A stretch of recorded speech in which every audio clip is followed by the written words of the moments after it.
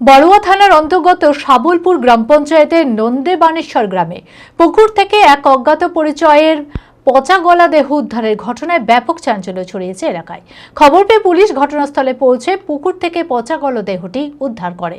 দেহটি ময়নাতদন্তের জন্য পাঠানো হয়েছে।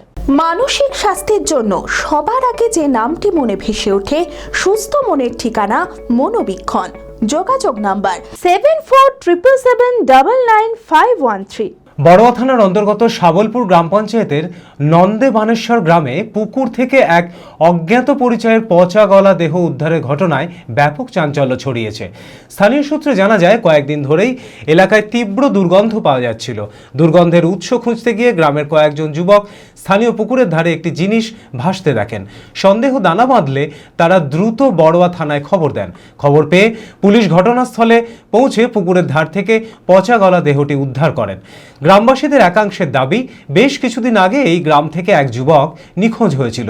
উদ্ধার হওয়া দেহটি ওই নিখোঁজ যুবকের কিনা তা নিয়ে গ্রামে প্রবল সন্দেহ তৈরি হয়েছে। তবে জানা যায়, দেহটি এতটাই পচে গিয়েছিল যে প্রাথমিকভাবে তা শনাক্ত করা সম্ভব হয়নি। ঘটনার পর বড়ুয়া থানার পুলিশ দেহটি উদ্ধার করে ময়নাতদন্তের জন্য পাঠিয়েছে। নিখোঁজ যুবকের পরিবারের সাথে যোগাযোগ করে পরিচয় শনাক্তকরণের চেষ্টা চালানো হচ্ছে।